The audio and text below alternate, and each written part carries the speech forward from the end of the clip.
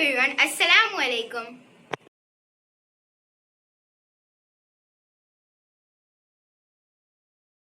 Hey guys, this is Shifa back from inside my head, and today we're here with another story.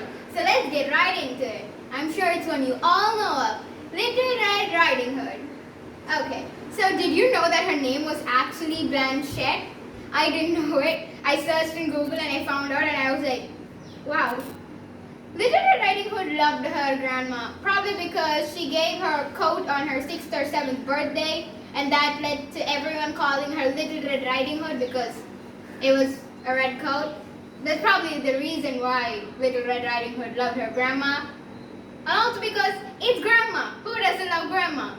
One day, grandma fell sick. So Little Red Riding Hood was asked by her mother to go deliver some food to her grandma. And now grandma didn't just live in a normal estate home, she lived all the way inside the forest. Don't ask me why. So Little Red Riding Hood took the basket, went all the way inside the forest to her grandma. But while she was going, she got distracted by some beautiful flowers on the ground, so she started picking them up. Lost track of time. Look at the scenery, wow, marvelous. And then suddenly she realized that it was really late. But while she was turning around, she was stopped by a wolf. So this dude, he comes here and asks, "So how are you doing? What are you doing?" Now, I don't know how it was able to talk, why Little Red Riding Hood didn't just run away. Instead she replied, yeah, it's doing well, yeah, I'm just gonna give this cake to my grandma. And the wolf's like, "Oh, well, you go on your way, I'm heading out." So he goes, and Little Red Riding Hood continues on her way. But the wolf, he takes a shortcut and reaches grandma's home before she does. I don't know how he knows where grandma is, maybe they're buddies or something. So he goes, opens the door, goes to grandma. Grandma still, she didn't open her eyes, but she's like, "Is that you, Little Red Riding Hood?" And the wolf's like, "Nope." And before the poor grandma has any time to act, he eats her, gobbles her up. Violence is never the answer. And then he goes to grandma's closet, opens it, and dresses in her clothes. I don't know how it fit him, or I don't know how. He even wore a matching bonnet, a hat, to get in the whole look. Then went to bed, lied down, and pretended to be grandma. Well, that's when oblivious Little Red Riding Hood came, knocked on the door, and the wolf in the grandma's voice like, "Come in, darling."